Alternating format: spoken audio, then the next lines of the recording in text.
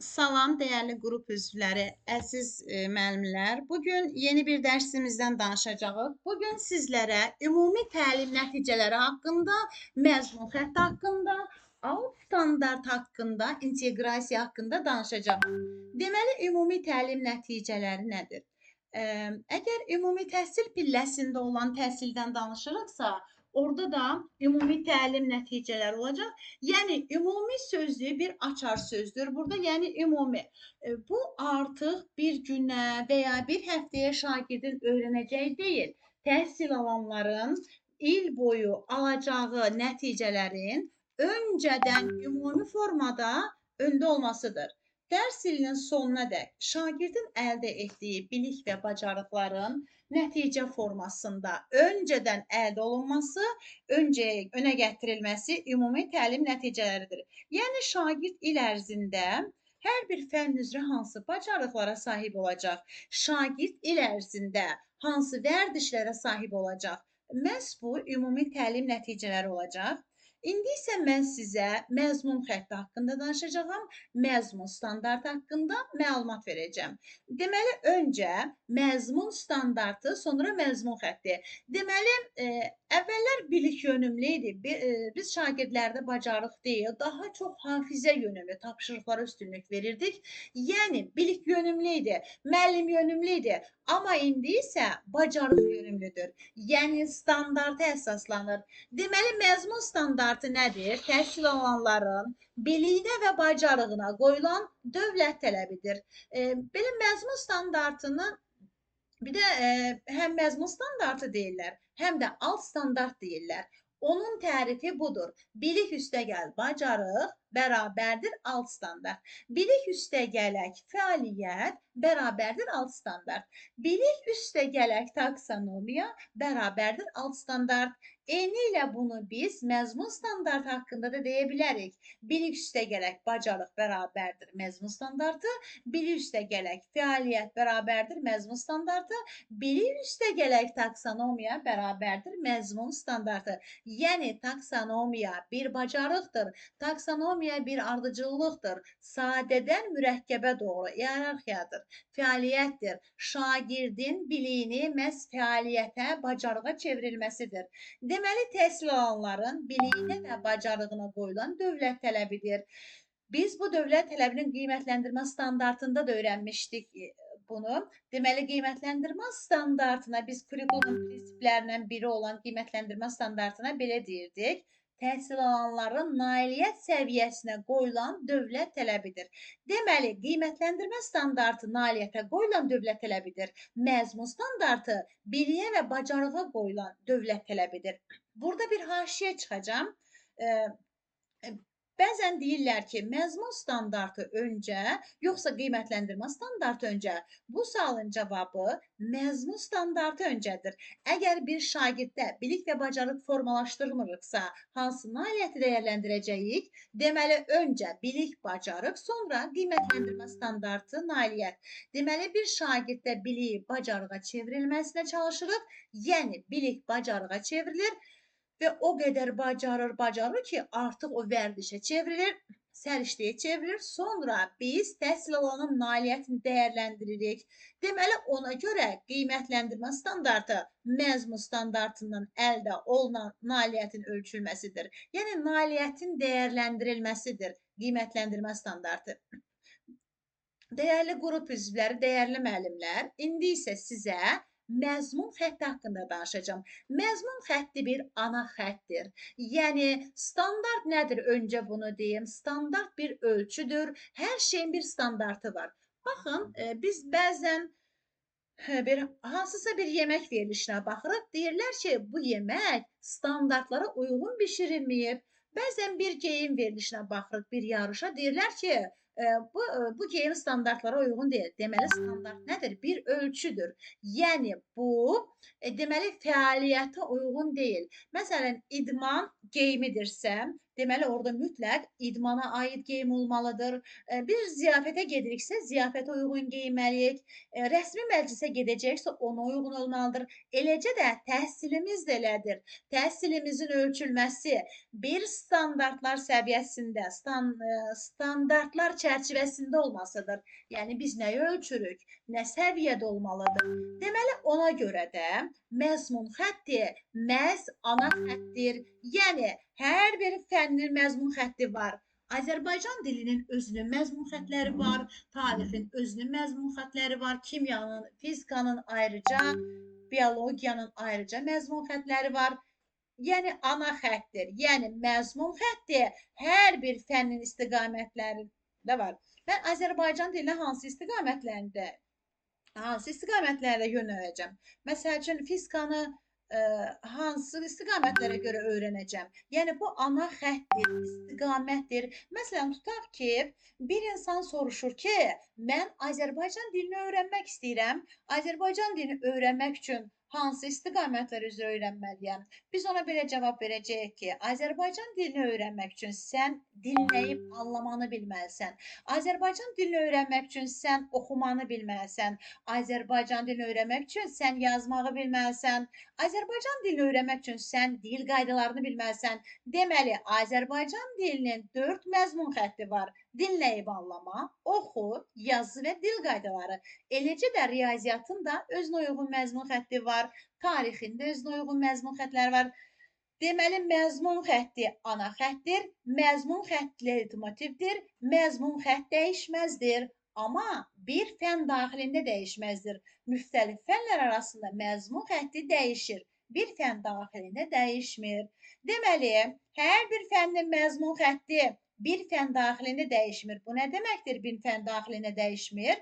Bunu biraz da açıqlayacağım sizə. Yəni, Azərbaycan dilinin birinci məzmun xətti dinləyib anlamadırsa, sizdə də dinləyib anlama olacaq.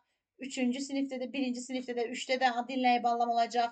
7-ci sinifdə də birdən başlayan standart dinləyib anlama olacaq. Eləcə də 10, 11-ci siniflərdə nə qədər birdən başlayan standart varsa, hər birisi dinləyib anlama olacaq. Yəni məzmun xətti dəyişmir. Birinci məzmun xətti dinləyib anlamadır.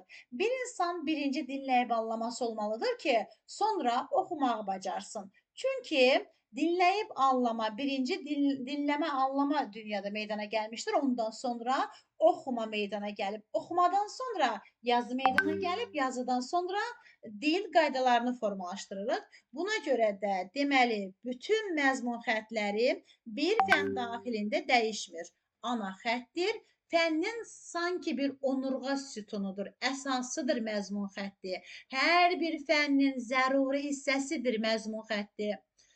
Məsələn, 3 ilə başlayan dedik ki, yazdırsa Azərbaycan dilində 11-ci sinifə qədər elə 3 ilə başlayan standart yazı olacaq. 4 ilə başlayan standart dil qaydaladırsa, ismə aid nə görəcəksinizsə 4 ilə başlayacaq, feylə aid nə görəcəksinizsə 4 ilə başlayacaq. Tutaq ki, homonimlər, sinonimlər, antonimlər nə görəcəksinizsə dil qaydalarına aid fontetik, sintaktik təhlil, ona aid olan bütün standartların hər biri 4-cü məzmun xəttinə aid olacaq. Çünki dil qaydaları 4-cü məzmun xəttidir. Yəni, 1-ci sinifdə də ad bildirən sözlər 4-cü məzmun xətti olacaq. Yuxarı sinifdə də isim olacaqsa, yenə 4-cü məzmun xətti olacaq. Ana xəttir, dəyişməzdir. Fənnin məzmununun zəruri hissəsidir. Deməli, 3 rəqəmli standartın birinci kodu ana xətt olan məzmun xəttidir. Deməli, 2 rəqəmli kod əsas standartdır. Artıq əsas standarta toxunulmur. Yəni, imtahanlarda da əsas standart düşmür. Amma bunu bir balaca haşiyə kimi belə deyə bilərik ki, əsas standart əsasən dəyişmir. Biz artıq əsas standart haqqında niyə danışmırıq? Çünki əsas standart nə bir fən daxilində, yəni bir il daxilində, yəni biz bir məzmun xəttini öyrənəcəyik və bir də alt standartı, yəni hər gün reallaşan standartı öyrənəcəyik. Deməli, 3 rəqəmli kodumuz isə alt standart olacaq. Alt standart daim dəyişir. Bəzən deyirlər ki, alt standartın daim dəyişməsi nədir? Yəni, onu müəllim dəyişə bilir. Bəzən deyirlər ki, məzmun xətti dəyişmir. alt standart dəyişir. Bəzən bunu belə anlayırlar ki, güya alt standartı müəllim dəyişə bilir. Xeyr, deməli alt standart bir dövlət tələbidir. Bəs alt standartın dəyişilməsi nədir? Alt standartın dəyişməsi onun sadədən mürəkkəbə doğru dəyişməsidir. Sinifdən sinifə keçdikcə dəyişməsidir. Ona görə də deyirlər ki, daim dəyişir. Yəni əgər birinci sinifdə 20 dairəsində hesablama bacarırsa, ikinci sinifdə 100 dairəsində hesablama bacaracaq. Deməli, üçüncü sinifdə 1000 dairəsində hesablama bacaracaq. Amma nə olacaq? Hesablayır, hesablayır, hesablayır. Deməli, məzmun xətti dəyişmir. Amma dəyişən nədir? Alt standartdır. Sadədən mürəkkəbə doğru. Əgər şagird birinci məzmun xətti riyaziyyatda ədədlər, əməllərdir.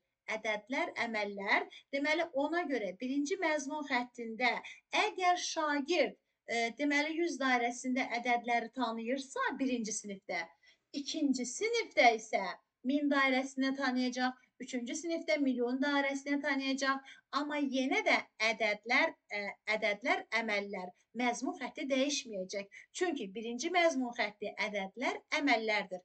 Əgər birinci sinifdən ehtimal nəticə məzmun xətti neçəncədədirsə, yenə 5-də də eyni olacaq, 7-də də eyni olacaq, 9-da da, yəni eynən ehtimal və nəticə eyni məzmun xətti olacaq. Bəs dəyişən nə oldu? Asandan çətinə doğru olması, sadədən mürəkkəbə doğru olması, alt standartın dəyişməsi oldu. Deməli, 3 rəqəmli kod məhz alt standart olacaq. Bəs biz alt standarta görə nələrə uyğunlaşdıracağıq? Deməli, ən birinci alt standart təlim məqsədlərinin reallaşmasına xidmət edir. Yəni, təlim məqsədinə biz təlim nəticələri də deyə bilərik, eyni şeydir. Təlim məqsədləri, təlim nəticələri. Deməli, təlim məqsədlərinin reallaşmasında etibarlı zəmin yaradır. Təlim nəticələrinin reallaşmasında etibarlı zəmin yaradır. Bunu belə izah edəcəm sizə. Təlim məqsədi nədir? Bizim hər gün reallaşdırdığımızdır. Biz müəllim olaraq bugün girmişik sinifə. Hansı bir mövzu keçəcəyik? Məqsəd qoyacağıq, təlim nəticəsi qoyacağıq. Deməli, bugün nəyi formalaşdıracağıq şagirdlərə? Bu bizim bugünümüzün işidir. Bugünümüzün işidir. Yəni, təlim məqsədi bugünümüzün işidir. Ona görə də təlim məqsədlərinin reallaşması alt standarta xidmət edir. Ümumiyyətlə, təlim nəticəsi nəyə xidmət edir? Sualın cavabı, təlim nəticəsi alt standarta xidmət edir. Bəzən deyirlər ki, alt standart təlim nəticəsindən çıxır, yoxsa təlim nəticəsi alt standartdan çıxır. Bəzən bu imtahanlarda da düşür. Deyir ki, tutaq ki, alt standart təlim nəticələrindən çıxır və yaxud təlim nəticələri alt standartdan çıxır. Bir doğru olmayan variantı seçin. Yəni, bunu yadda saxlayaq ki, alt standart təlim nəticəsindən çıxa bilməz. Təlim nəticəsi alt standarta xidmət edir. Təlim nəticəsi alt standarta uyğundur, ondan çıxarılır. Yəni, alt standart fənnə verilən bir dövlət tələbidir.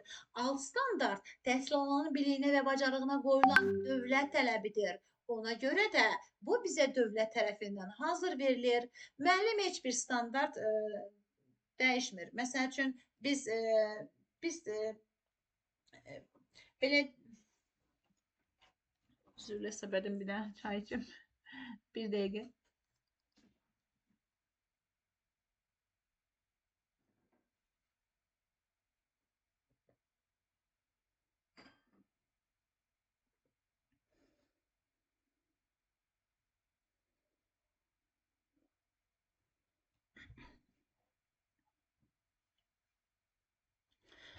Deməli, alt standartı müəllim dəyişir deyə elə bir şey yoxdur.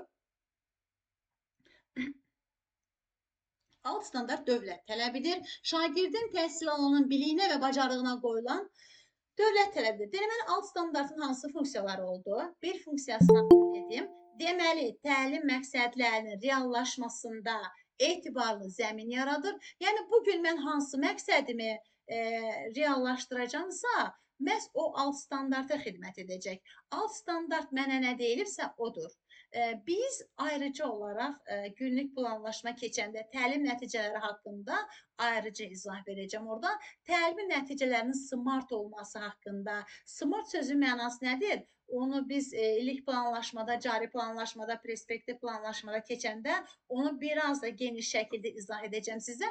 Sadəcə bu günlük olaraq təlim nəticəsi alt standarta xidmət edir, alt standartlardan çıxır təlim nəticəsi. Belə bir sual ola bilər ki, alt standartın özü təlim nəticəsindən götürülə bilərmi? Bəli, götürülə bilər. Alt standartın özü təlim nəticəsində ola bilər. Bəzən alt standart sadə olur, yəni çox sadədir. Biz ondan təlim nəticəsi çıxarmağa bir ehtiyac görmürük. Bəli, alt standartı özümüz də bəzən təlim nəticəsi kimi götürmək olar. Deməli, təlim məqsədlərinin reallaşmasında etibarlı zəmin yaradır, bayaq dedim. Davamlı inkişaf edir, sadədən mürəkkəbə doğru, asandan çətinə doğru. Bəli, iki funksiyasını dedik. Bəs alt standartın növbəti funksiyası nədən ibarətdir? Deməli, alt standartın növbəti funksiyası inteqrativliyin təmin edilməsidir. Deməli, biz inteqrasiyanı alt standarta görə müəyyən edəcəyik. Deməli, inteqrasiya kurikulumun prinsiplərinə demişdik. Yəni, inteqrasiya dünyanın tam olmasıdır.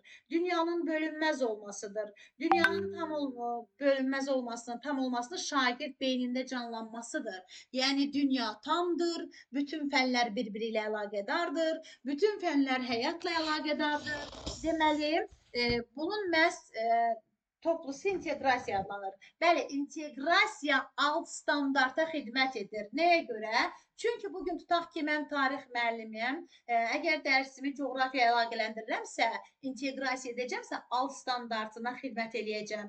Bugün hansı standart reallaşdıracamsa, inteqrasiyamı da ona görə edəcəm. Bugün mən kimya müəllimiyəmsə, biologiya fənni ilə inteqrasiya eləyəcəmsə, bu da alt standarta xidmət edəcək və yaxud bugün həyatla bağlayacamsa, fənn üstü inteqrasiya edəcəmsəm, yəni bu da məhz alt standarta xidmət edəcək.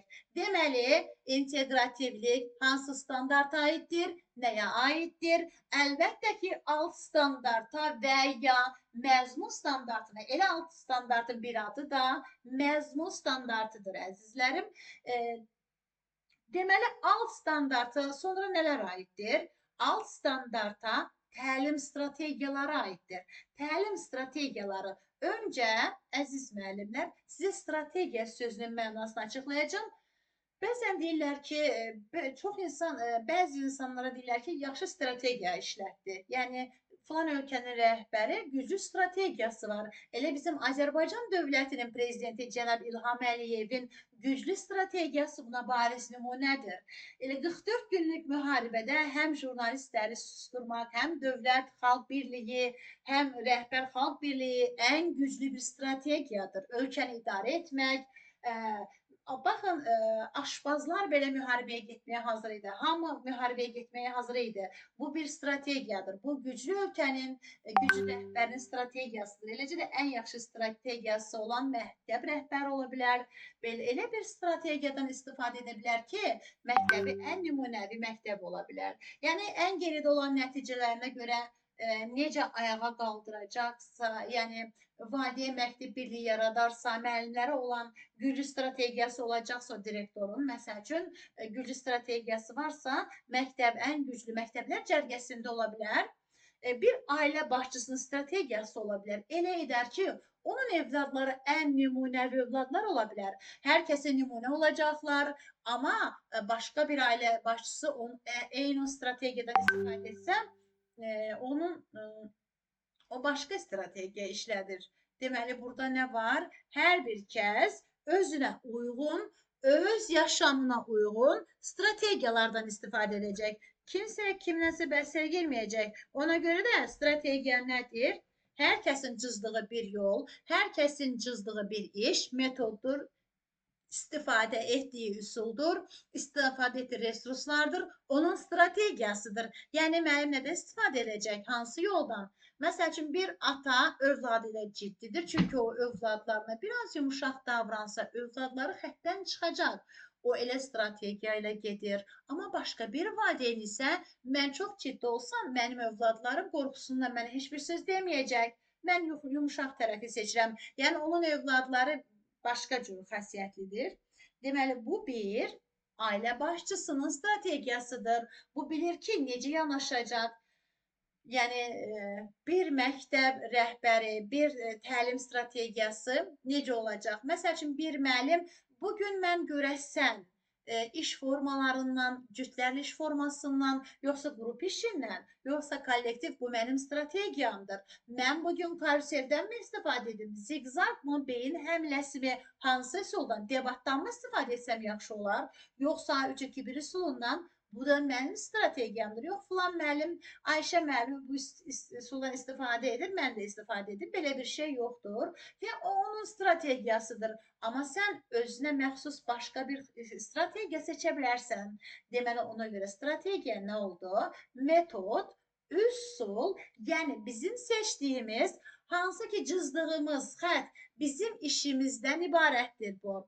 Ona görə də gündəlik olaraq standartı reallaşdırmaq üçün hansı strategiyalardan istifadə edəcəyik? Yəni bugün mənə verilib ki, alt standartı reallaşdırmaq. Mən bunun üçün cütlərlə də eləyə bilərəm, qrupla da eləyə bilərəm, kollektivdən də eləyə bilərəm, fərdi iş formasından istifadə edə bilərəm. Bu mənim strategiyamdır. Yəni mən hansını reallaşdıracağamsa, bu özüm seçimimdir. Ona görə strategiya nədir? Müəllimin işidir, müəllimin cızdığı yoldur. Bu müəllim nəyə xidmət edəcək? Alt standarta. Əzizlərim, mən sizə alt standartın 4 funksiyasını saydım. Bunlar hansı oldu? Davamlı inkişaf etməsi, təlim nəticələrinin, təlim məqsədlərinin reallaşması, etibarlı zəmin yaratması, çünki nəticə alt standarta xidmət edir, inteqrativliyin təmin edilməsi və təlim strategiyalarına xidmət etməsi, yəni strategiyanı məhz alt standarta görə seçəcəm. Deməli, əzizlərim, alt standartımız nə oldu? Müəllimin gündəlik reallaşdırdığı, hər gün reallaşdırdığı, gündəlik olaraq şagirdlərdə formalaşdırması, bilik və bacarıqlar məhz alt standarta xidmət edəcək. Yəni bugün mən nəyi reallaşdıracağamsa, hamısı alt standart nəzdindədir. Yəni deməli əzizlərim, 3 rəqəmli kod alt standartın, bəzi alt standartın yəni alt standartın digər adı da oldu, məzmun standartı. Alt standartın digər adı da məzmun standartıdır. İndi mən sizə alt standart haqqında danışdım. İndi isə inteqrasiya haqqında məlumat verəcəm. Deməli, kurikulumun prinsiplərinə dedik ki, inteqrasiya nədir? Dünyanın tam olması, dünyanın bölünməz olması, şagird beynində canlanmasıdır. Deməli, inteqrasiyanın 3 növü var, dəyərli qrup üzvləri. Onlar hansılardır? Fənlər arası inteqrasiya, fən daxili inteqrasiya və fənlər üstü inteqrasiya. Deməli, bu ilin yanaşmalarına görə inteqrasiyada dəyişmələr olub və imtahana gedənlər də bilir artıq. Bu dəyişmələr nədən ibarət olduğunu birazdan açıqlayacağım sizə. Deməli, öncə fənlər arası inteqrasiyadan danışacağım. Fənlər arası adından göründüyü kimi fənlər arası bir neçə fənnin bir-biri ilə əlaqələndirilməsidir. 2 fən də ola biləcək, 3 fən də ola biləcək və bir-biri ilə əlaqələnməsidir. Bəs müsahibə suallarının biri də budur ki, sertifikasiya imtahanlarında MİQ-də sual verirlər ki, nəyə görə dərslər inteqrativ olmalıdır? Yəni, inteqrasiyanın əhəmiyyəti nədir? Nəyə görə biz dərslərimizi inteqrativ keçməliyik? Elə bu sualın cavabını açıqlayacağım sizə. Ona görə ki, şagird bir mövzunu bir neçə fənnə əsasən öyrənirsə, dərs daha yaxşı yadda qalan olur, şagirdin yaddaşına daha yaxşı qalır.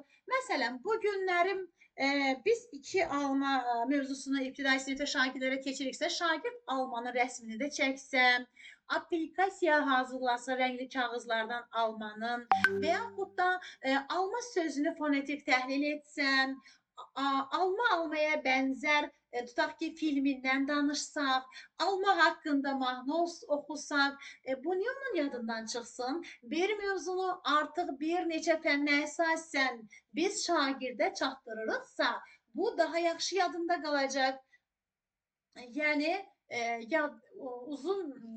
qısa müddətlidən uzun müddətli yaddaşına köçəcək. Ona görə dərslərin inteqrativ olması, şagirdlərin daha effektiv olması üçün, dərslərin effektiv olması üçün bunu etmək lazımdır. Deməli, fənlər arası inteqrasiya necə oldu? Bir neçə fənnin bir-biri ilə əlaqəsidir.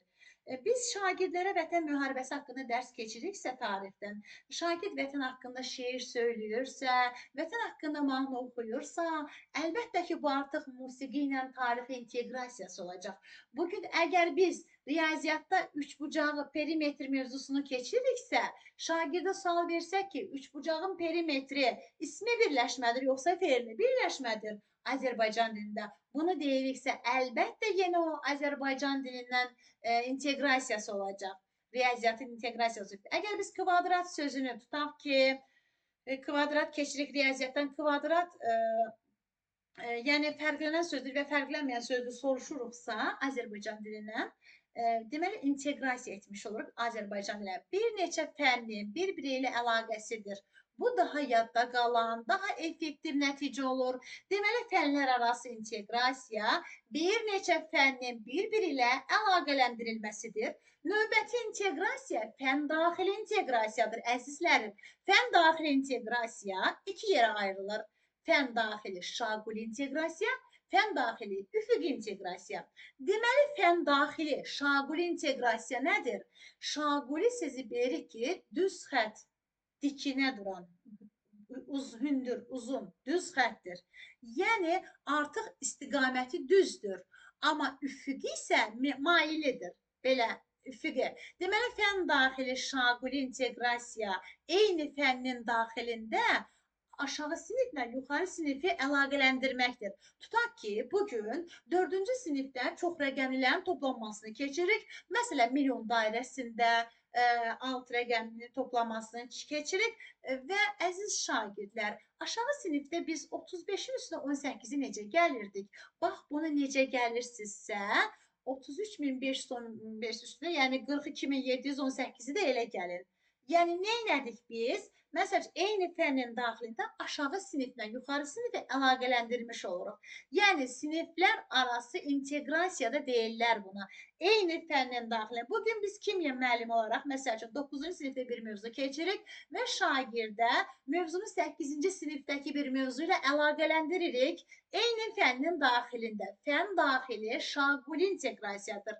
10-cu sinifdə ədəbiyyat keçən zaman aşağı sinifdən bir mövzu ilə bağlı bu da olacaq. Fən daxili, şaquli inteqrasiya. Eyni fənnin içində aşağı sinifdən yuxarı sinif arasında inteqrasiya edirik, əlaqə yaradırıq. Fən daxili, şaquli inteqrasiya. Bəs fən daxili üfüqi inteqrasiya nədir? Fən daxili üfüqi inteqrasiya eyni fənnin içində məzmun xətləri arasında olan inteqrasiya olacaq. Yəni, nə aşağı sinifə getmirik, nə yuxarı sinifə qalxmırıq, nə başqa fənnə müraciət etmirik. Eyni fənnin daxilində, məsələn, tutaq ki, biz bugün Azərbaycan dilindən ikinci məzmun xətti üzrə tapşırıq vermişik. Şagird oxuyur mətni üzündən. Çünki Azərbaycan dilində ikinci məzmun xətti məhz oxudur. Şagird oxuyanda biz dayandırırıq. Deyir ki, orada kəklik otu dərman bitkisidir. Deyirəm, qızım deyən, kəklik otu quruluşuna görə necə sözdür? Yəni, mən bu cümləni məzmun xəttim ikincidir, amma oxudum, dil qaydaları ilə əlaqələndirdiyi kəklik otu quruluşuna görə mürəkkəb sözdür. Mürəkkəb söz 4-cü məzmun xəttidir. Amma mən bugün ikinci məzmun xəttini reallaşdırdım. Neynədik? Məzmun xətləri arasında əlaqə yaratdıq. Eyni fənnin daxilində və yaxud bugün biz tutaq ki, ədədlər, əməllər birinci məzmun xəttidir riyaziyyatın. Biz onu ehtimalla da bağlaya bilərik. Tutaq ki, mən deyirəm ki, tək ədədlər, cüt ədədlər birinci məzmun xəttidir. Yəni, deməli, cüt ədədlər tək ədədlərdir. Yəni, bunları öyrədirik şagirdlərə. Deyirəm ki, ay uşaqlar, bax, 7 dənə tək ədəd atıram torbaya. Bir dənə cüt ədəd atıram. Deyirəm ki, torbaya baxmadan əlimi atsam torbaya çıxan ədədlərin tək olma ehtimalı çoxdur, yoxsa cüt olma ehtimalı? Şagird deyəcək, əlbəttə ki, tək. Çünki 7 tək ədəd, bir dənə cüt ədəd var. Deməli, mən ehtimalla bağlayıram. Niyə görə? Çünki təklərin sayı daha çoxdur. Yaxşı, əziz şagirdlər, deyə bilərəm ki, cütün içindən tək ehtimalı yoxdursa, məsəl üçün, deyə bilərəm, xeyr. Çünki burada əlim atdım, şansım gətirdi, cüt çıxdı. Deməli, mən nə etdim? Ədədlər, əməlləri ehtimalla bağladım. Yəni, bir hədəf qoyuram. Məsəl üçün, hədəfim təkə dəymədir, cütə dəymədir. Yəni, bu da yenə olacaq. Daha doğrusu, fən daxili inteqrasiyanın məhz üfüqisi. Çünki məzmun xətləri arasında olan əlaqədir. Yəni, aşağı sinifə getmirik, yuxarı sinifə getmirik. Sadəcə olaraq bir fənnin içərisində məzmun xətləri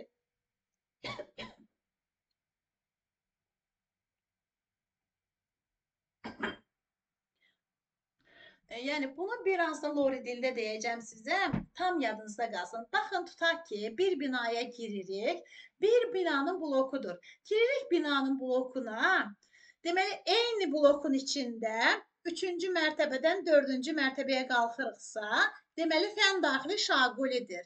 Bir blok aşağı mərtəbə, yuxarı mərtəbəyə. Fən daxili şaquli. Amma baxırsınızmı, bir mərtəbədə blokun içində mərtəbədə bir neçə mənzil var. Bu isə artıq üfüqidir. Eyni mərtəbənin mənzilləri arasında. Bu isə üfüqi inteqrasiya olacaq. Deməli, siniflər arası inteqrasiya şaquli, məzmun xətləri arasında olan inteqrasiya isə üfüqi inteqrasiya olacaq. Dəyərli qrup üzvləri, indi isə sizə fənlər üstü inteqrasiya haqqında danışacağım. Sizə sual verilsə ki, ən zirvə inteqrasiya hansıdır? Deyirik ki, əlbəttə ki, fənlər üstü inteqrasiyadır. Deməli, nəyə görə zirvədə deyirlər buna? Çünki hər bir müəllim dərsini həyatla bağlamalıdır. Çünki fənlər üstü inteqrasiya həyatla əlaqəli olan inteqrasiyadır. Çünki şagirdlərə həyatdan gətirilən nümunələr daha yaxşı yadda qalır.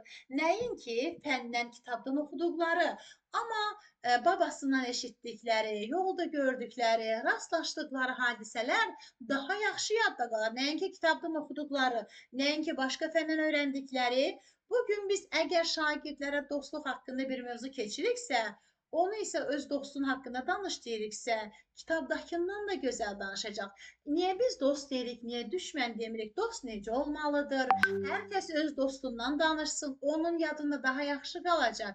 Nəinki kitabdan oxuduğu, məsələn, yalan danışmağın sonunda insanı nə gözləyə bilər? Həyatda o qədər yalançı insanlar var ki, daha yaxşı yadında qalacaq, nəinki kitabdan oxuduqları. Bugün biz şəhid kimdir sualını veririksə, kitabdan oxuduğundan çox biz vətənpərvər bir ölkəyik, müharibədən çıxmış ölkəyik. O gözündən gördüyünü, qulağından eşitdiyini, əmisindən, dayısından, xalasından eşitdiyini, onları danışacaq. Kitabdan da oxumalıdır əlbəttə ki, amma fənlər üstü inteqrasiya şagird yaddaşına daha yaxşı qalır. Bir coğrafiya müəllimi şagirdlərə, məsəl üçün, biz yataqlardan danışıqsa, çaylardan danışıqsa, o həyatda görürsə bunları, çay hardan axır, çaylar haqqında danışırsan, deməli, çayın axdığı yeri görübsən, o yatağından danışırsan, deməli, şagirdin gözü ilə gördüyü daha yaxşı yadında qalır. Şagird bağında ağac əkirsə, babası ona baxırsa, özü baxırsa, becərirsə, daha yaxşı yadında qalacaq. Məsəl üçün, yarpaqlar haqqında, biologiyadan, həm canlılar haqqında hər nə öyrənirsə, o şagird yaddaşında daha yaxşı qalacaq. Bugün biz şagirdə fəza fiqurlarını keçən zaman, biz əgər kubu, düzbucaqlı paralelepipedi kitabdan öyrənməkdən ondan nümunə göstər, belə kənarda hədiyyə qutusu, ayaqqabı qutusunu göstəririksə, daha yaxşı yadında qalacaq.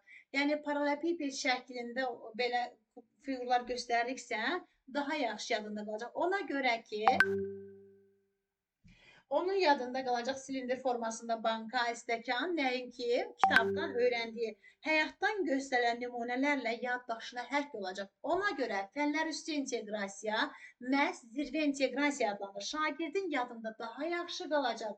Bəs bu ilin yanaşmalarına görə, nəyə görə fənlər üstü inteqrasiya bəzən fən daxilinin, fənlər arasında müəllimlər qarışdırırlar? Bu il dəyişən nə oldu?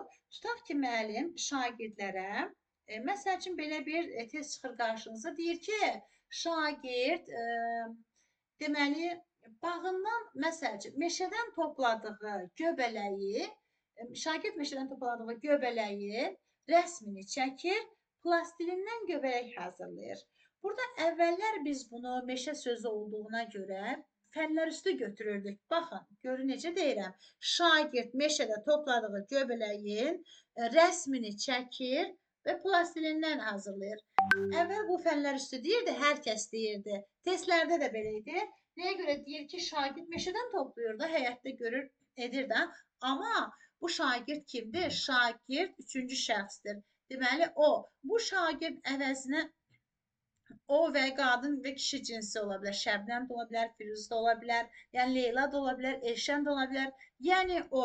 Deməli, ona görə o artıq şagirddir, üçüncü şəxsdir. Amma biz bunu öz şagirdimizi demirik.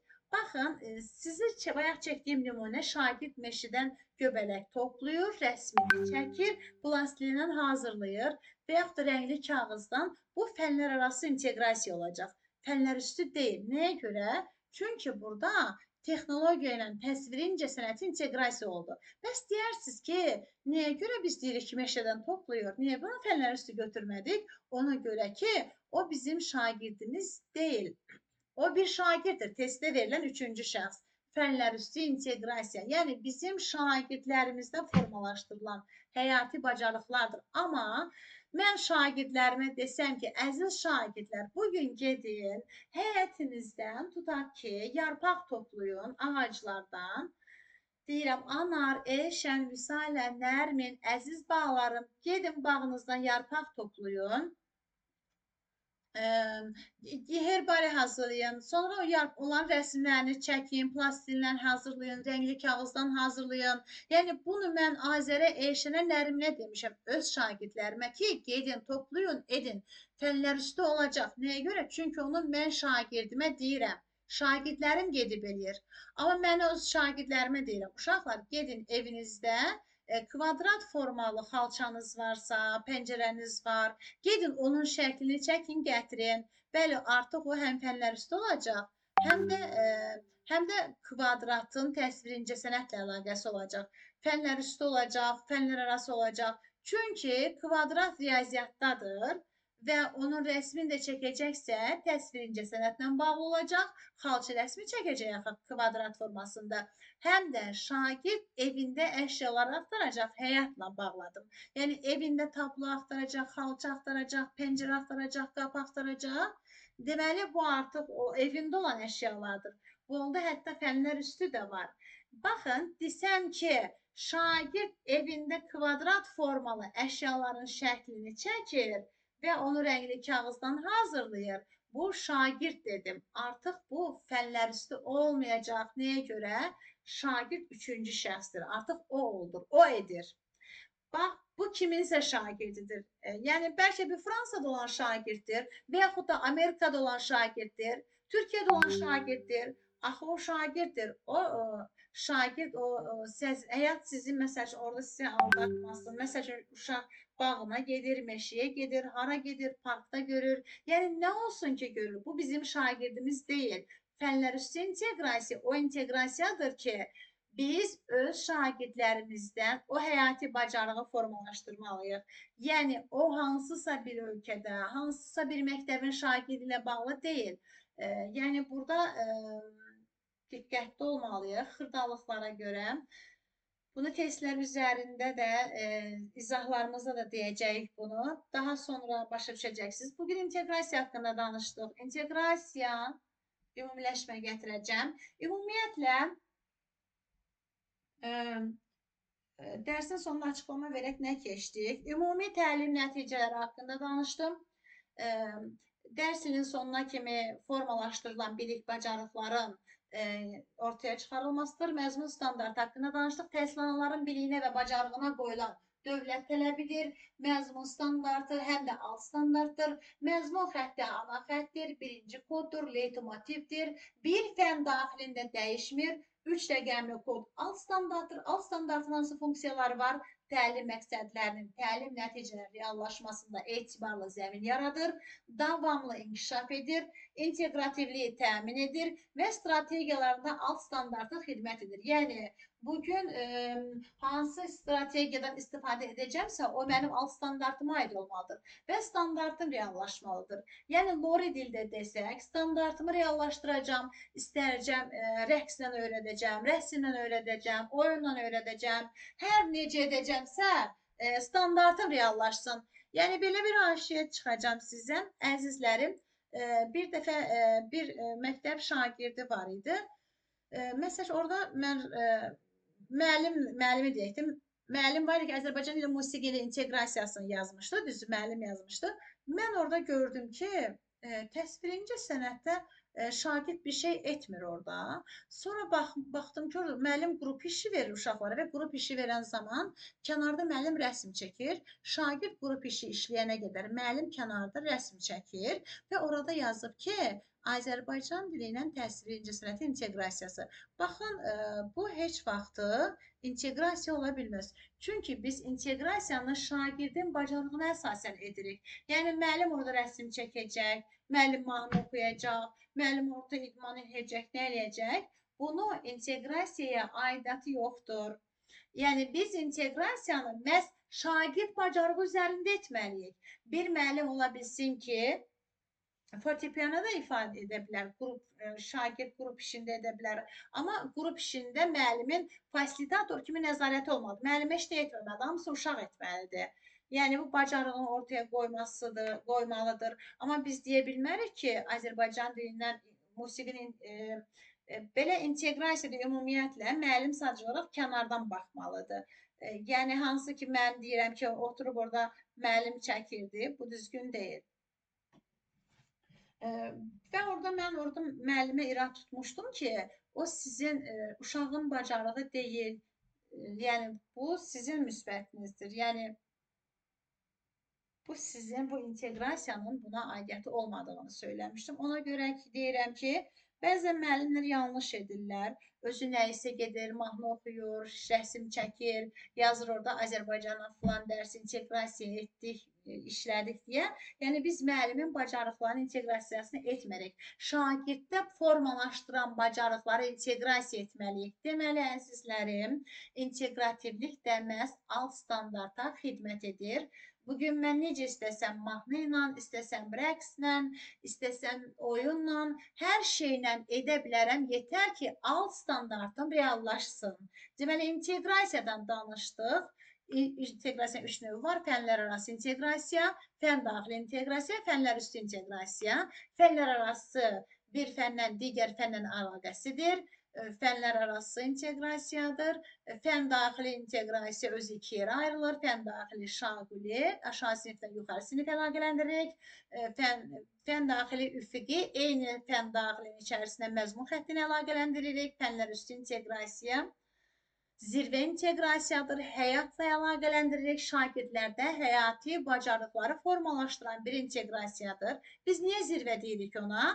Niyə fənlər üstü zirvə deyirik? Ona görə bir müəllim ola bilir ki, kimya müəllimidir, fizikanı bilmir. Fənnini fizika ilə bağlaya bilmir. Ola bilsin ki, bir müəllim Azərbaycan dili, yəni müəllimidir, riyaziyyatda məlumatı yoxdur. Yəni, riyaziyyat Azərbaycan dilini bağlaya bilmir. Amma bir müəllim həyatı bilməyə bilməz. Bir müəllim həyatda nümunə gətirməyə bilməz. Ona görə buna zirvə inteqrasiya edirlər. Müəllim üçün də, şagird üçün də ən zirvə inteqrasiya məhz fənlər üstü inteqrasiya olacaq.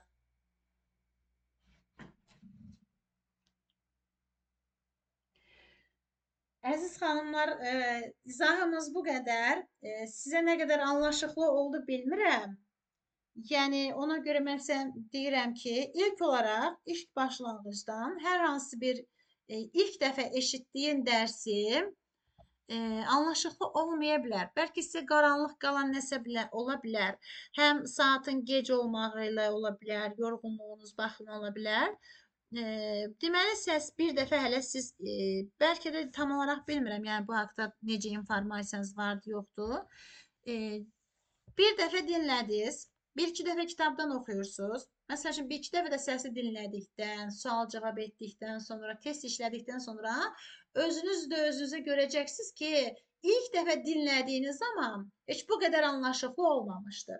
Yəni müəyyən zaman ərzində sizin üçün çətin olan hər hansı bir informasiyanı zaman daxilində daha yaxşı öyrənə biləcəksiniz.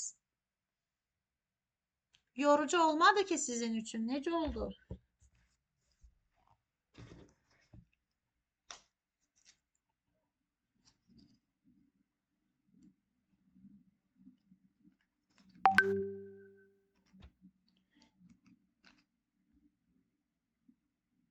Müəllimə, yox, xoşdur.